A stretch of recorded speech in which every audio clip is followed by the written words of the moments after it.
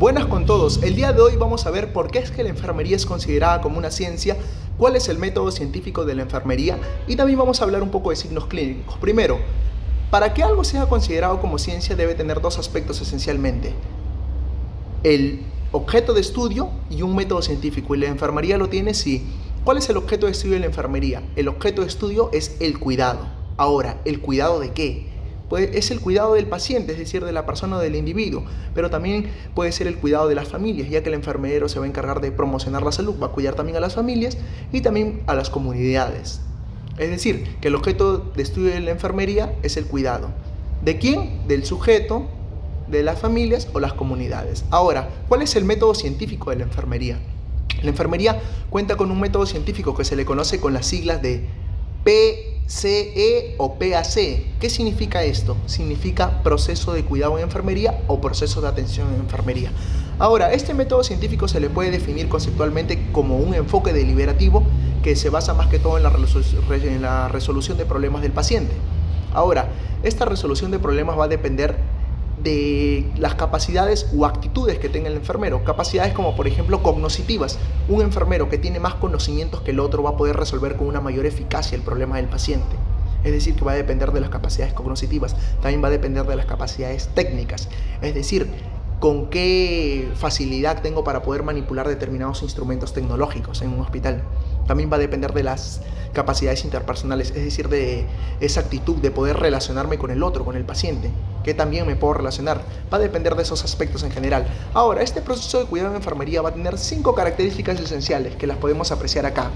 Primero, que es un proceso, se puede decir que es continuo y dinámico. Continuo y dinámico, ¿por qué? Porque es un proceso permanente, es decir, que sea a las 24 horas del día.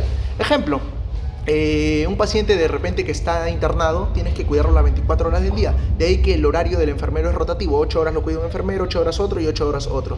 Y también este proceso continuo y dinámico se va a adaptar, ¿no? Se va a adaptar a las necesidades del paciente. Otro aspecto es que también es un proceso organizado y sistemático, ya que el proceso no se va a dar de manera espontánea, sino que ya está planificado para que su ejecución se pueda dar de manera correcta. Antes de su aplicación se planifica. Ahora, este proceso también se dice que es único. ¿Único por qué? Porque prácticamente se basa en la valoración del cuidado del individuo, pero cada individuo posee características, posee rasgos únicos. Es por ello que se dice que el proceso es único. Ahora, también posee una base teórica. ¿Por qué posee una base teórica? Porque prácticamente está sustentado en conocimientos, en un marco teórico sólido, ya que ha habido determinados investigadores que han ido produciendo conocimiento dentro del campo de la enfermería. Y estos conocimientos, el profesional de la enfermería ha ido instruyéndose en ellos y a partir de ello posee los conocimientos necesarios para poder aplicarlos en el cuidado del paciente. Por ello que está sustentado en una base teórica sólida. Ahora, también este conocimiento es universalmente aplicable. ¿A qué me refiero con que es universalmente aplicable?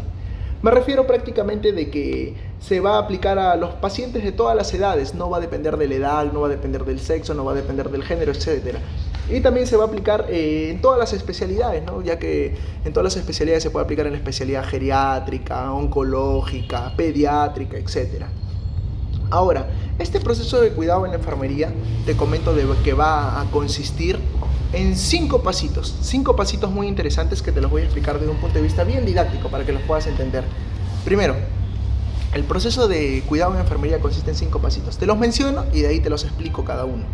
Primero, el primero se llama valoración, el segundo se llama diagnóstico, el tercero se llama planificación, el cuarto se llama ejecución y el quinto se llama evaluación.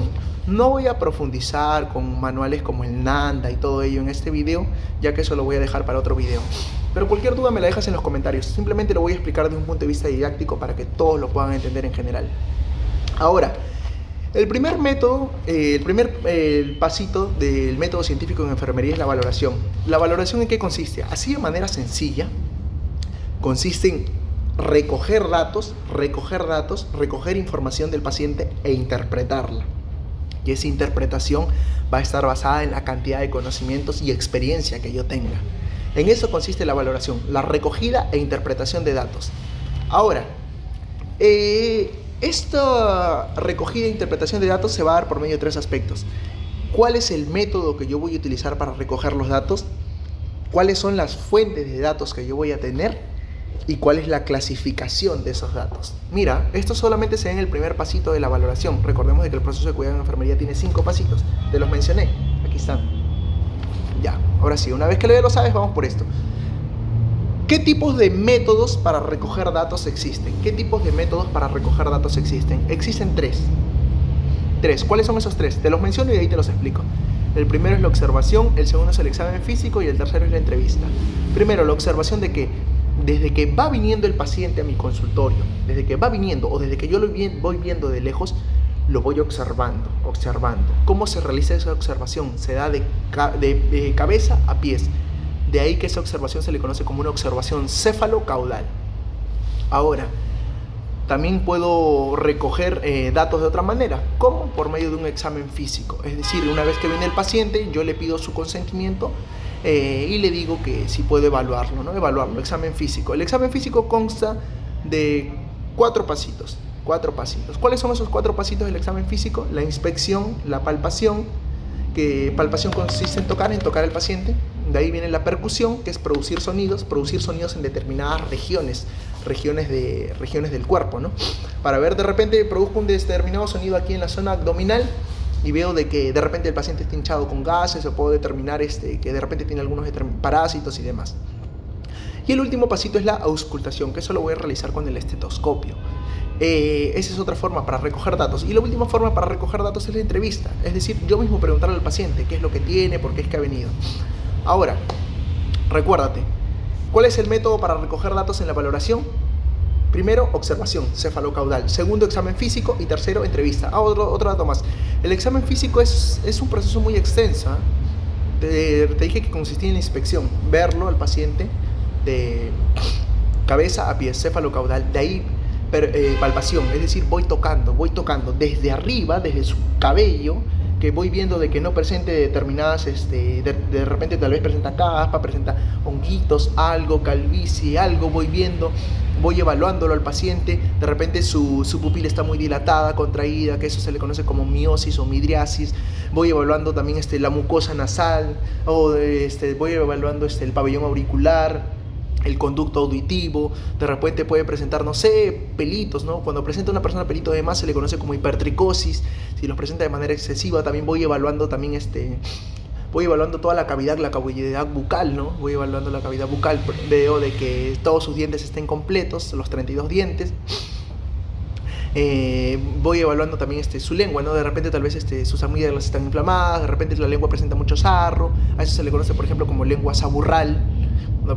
Voy evaluando cada aspecto de su cuerpo, también su simetría bilateral, es decir, que la parte derecha esté igual que la parte izquierda, su simetría bilateral esté de manera concordante. Si en este caso mujer, la paciente, tengo que evaluar también las mamas, ¿no? Con su consentimiento. Intento evaluar el tamaño de cada uno de los aspectos del cuerpo. Por ejemplo, cuando llega a la parte del abdomen, evaluar, ¿no? Con la topografía abdominal. Recordemos, esto es algo que sí se los comento, pero todo personal de salud debe tener en cuenta ello. Hay una topografía abdominal. El abdomen está dividido en 9 cuadrantes. Se le divide de manera de 9 cuadrantes y cada uno de esos cuadrantes va a recibir un nombre en específico y ese nombre en específico va a ubicar a un órgano en específico. Te lo comento solamente los nombres para que lo tengas en cuenta. Primero, en la parte de acá se encuentra el hipocondrio derecho. Ahí está el hígado, de ahí se encuentra el epigastrio, ahí está el estómago, de ahí se encuentra el hipocondrio izquierdo, ahí está el vaso, que es un órgano donde van los glóbulos rojos a morir, por eso que ahí dice, ese órgano se le llama como que cumple la función de hemocateresis, ahí es donde los glóbulos rojos van a morir. Recuerda que los glóbulos rojos viven 120 días, ya ese órgano, el vaso, que muchos lo desconocen, se encuentra ahí, en el hipocondrio izquierdo. Ahora, también está más abajito, te dije que eran 9 cuadrantes, los primeros 3, hipocondrio derecho, epigastrio y hipocondrio izquierdo. De ahí más abajito viene el flanco lumbar derecho, que ahí se encuentra el colon ascendente, es decir, el intestino grueso. El intestino grueso, recordemos que tiene 4 porciones: colon ascendente, colon transverso, colon descendente y colon simoideo. A ver, en el flanco lumbar derecho se encuentra el colon ascendente. En el mesogastrio, que es la parte del medio, ahí se va a ubicar lo que es prácticamente el intestino delgado, con sus 3 porciones muy conocidas, el duodeno, yeyuno e ilio. De ahí, en el otro lado, en la fosa ilíaca izquierda, se ubica lo que es el intestino grueso, la parte del colon descendente. De ahí tenemos la fosa ilíaca derecha, que ahí está el apéndice, el hipogastrio, y la fosa ilíaca izquierda, que ahí se encontraría el colon sigmoideo. Ahora, una vez que ya hemos evaluado, ahí es donde también hemos hecho la percusión, producir sonidos. De repente, tal vez en el intestino presenta está hinchado el abdomen, ¿no? Por esos determinados sonidos de la percusión que vamos a ir produciendo, que la percusión puede ser superficial o profunda, y que vamos a ir auscultando con el estetoscopio, ¿no? Viendo. Bueno, también a partir de ello vamos a agarrar y vamos a tocar sus miembros inferiores, ¿no? Todas sus piernas. De repente puede presentar algún edema, ¿no? Ahí eso lo podemos evaluar con algo que se llama el signo de la fobia. De repente alguna zonita está hinchada y demás, ¿no? Pero ese es un proceso muy extenso, muy extenso. Pero en eso consiste prácticamente el método de recoger datos. También evaluar la parte dorsal, ¿no? Ya que hemos evaluado la parte ventral. Por ejemplo, hay determinadas personas que presentan esta patología de la desviación de la columna vertebral. La columna vertebral ya de por sí presenta desviaciones normales, ¿no? Que se le conoce como sifosis y lordosis. Pero a veces hay, por así decirlo, desviaciones anormales, como por ejemplo la escoliosis, ¿no? Y eso se tiene que ir evaluando en el paciente y todo ello. Ahora, vamos viendo, ese es el método para recoger datos. ¿Cuál es? Observación, examen físico y entrevista. Ahora, fuente de datos, es decir, ¿de quién voy a recibir esos datos? Esas fuentes de esos datos. Primero, la fuente de esos datos pueden ser fuentes primarias o secundarias. La fuente primaria es el mismo paciente, Yo le pregunto, ¿por qué es que ha venido a consulta de repente? ¿O qué es lo que tienes? ¿Qué es lo que te pasa? Ya, fuente primaria, el mismo paciente. Pero ¿qué pasa si el paciente está desmayado, por ejemplo? ¿Cómo le voy a poder preguntar? Es decir, no hay una fuente primaria. Acudo a las fuentes secundarias. ¿Quiénes son las fuentes secundarias? Quienes los han traído. O, por ejemplo, de repente, los amigos, las personas cercanas a él, la familia, etc. O también puedo ver su historial clínico, ¿no? De repente, para que eso me pueda ayudar. Ahora, ¿quiénes son? ¿Cómo se puede clasificar los datos? Los datos se clasifican en 3: subjetivos, objetivos, actuales e históricos. Recuerda, subjetivos, objetivos, actuales e históricos. Los datos subjetivos, ¿cuáles son? Los datos subjetivos están relacionados con una ciencia conocida como la sintomatología, es decir, los síntomas que presenta el paciente. Por ejemplo, el paciente puede venir y dice: me duele aquí, doctor, me duele aquí, enfermero, me duele. Ya. Eso es un síntoma, algo que yo no puedo medir. Aunque hay una escala del dolor y todo ello, pero en realidad yo no lo puedo medir de manera objetiva, sino es algo que solo el paciente lo siente. Eso es un síntoma, algo subjetivo. Ahora, también están los signos clínicos, algo que yo puedo observar y también yo puedo medir. ¿Qué tal si de repente la cara está enrojecida, determinados granitos? O por ejemplo, veo que el paciente está muy caliente, ¿no? Presenta fiebre. O sea, son cosas que yo puedo observar o medir. Y eso se le conoce como los signos clínicos, ¿no? Los datos objetivos. De ahí que hay una ciencia que habrás escuchado que se llama la semiología. Y ahí podemos ver algunos determinados signos clínicos muy importantes, ¿no? Que, por ejemplo, te los presento. Tenemos la temperatura. La temperatura, por ejemplo, promedio de una persona, de un ser humano, un adulto, es de 36,5 a 37,5. Y aquí te presento los valores. ¿Qué pasa si presenta más o menos? Mira, si presenta menos, puede ser una hipotermia. Y la hipotermia puede ser leve, moderado, grave. Leve, moderado, grave. Y en este caso, si presenta más de 37,5, puede haber febrícula, fiebre o hipertermia. Ya. Ese es el instrumento que voy a usar para medir su temperatura del paciente, va a ser el termómetro. Te presento otro signo clínico esencial. Pues otro signo clínico vital. La presión arterial. ¿Qué es la presión arterial primero? La presión arterial, eso lo voy a hacer con un estetoscopio, con un esfingomanómetro también, y bueno, con un insuflador y un brazalete y demás. Ahora, pero lo que debes tener en cuenta, ¿qué es? La presión arterial es la fuerza que ejerce la sangre sobre las paredes de las arterias. Eso es la presión arterial. Y aquí te presento los valores normales.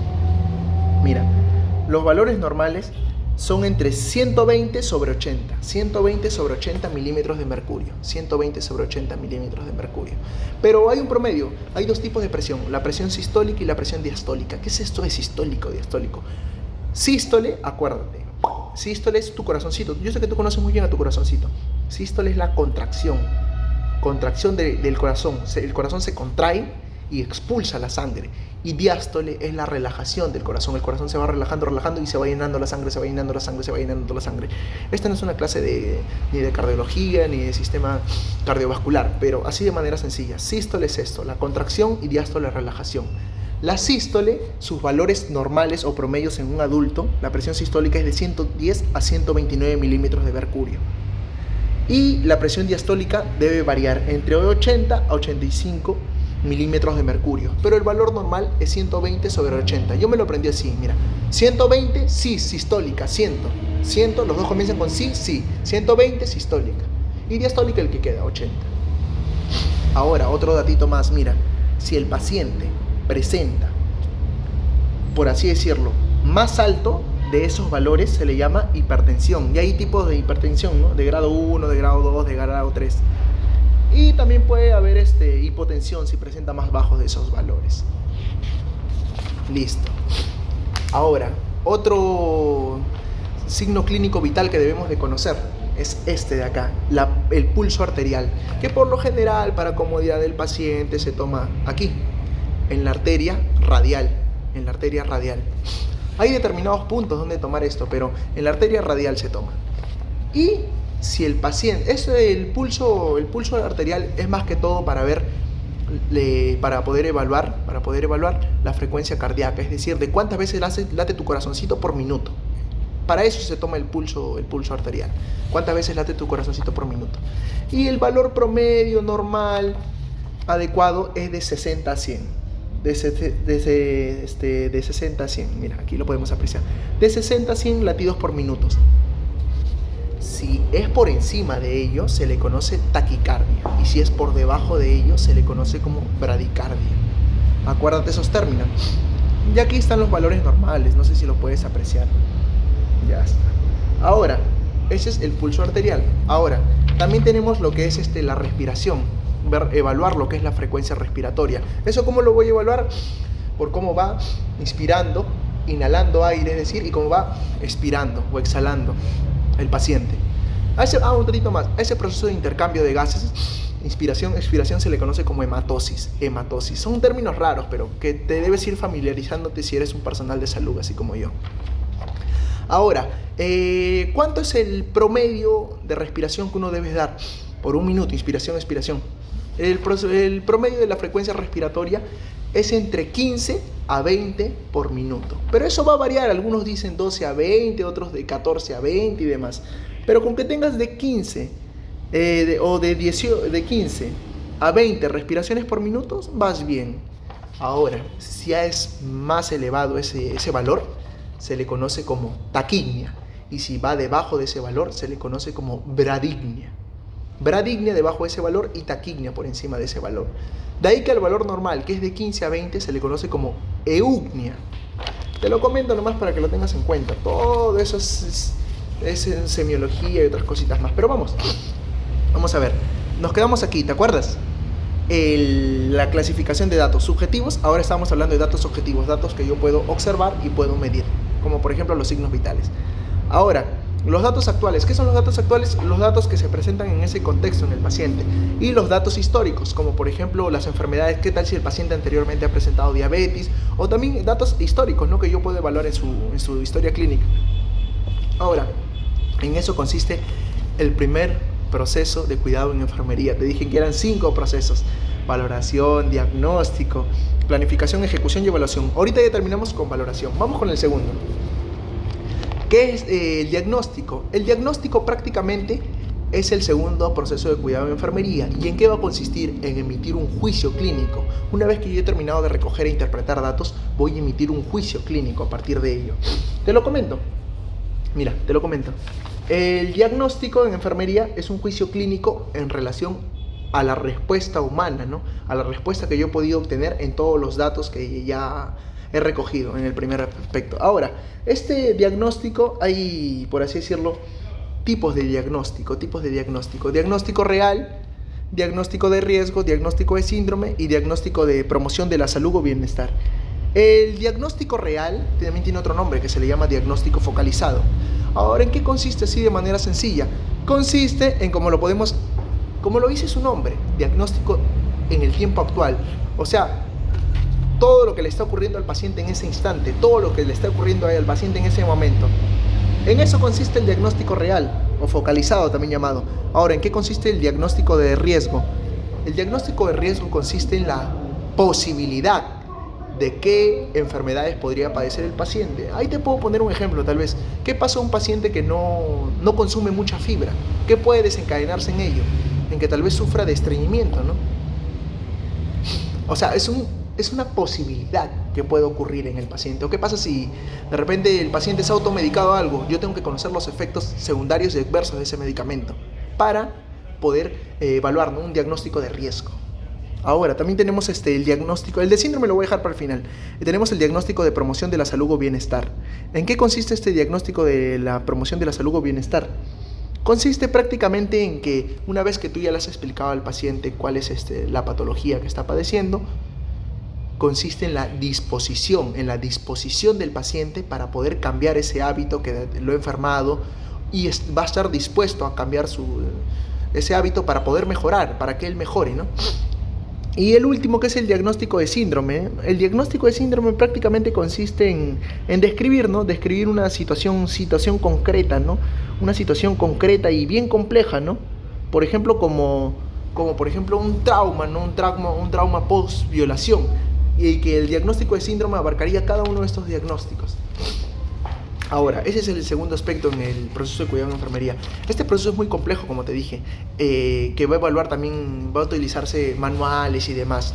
Pero lo voy a explicar de manera didáctica. Ahora, vamos con el tercer aspecto. El tercer aspecto el tercer paso del proceso de atención en enfermería consiste en la planificación. La planificación, como su mismo nombre lo dice, ¿qué voy a hacer? Planificar. ¿Planificar para qué? Es para tomar decisiones correctas y poder resolver el problema. Resolver el problema o anticiparme al problema, ¿no?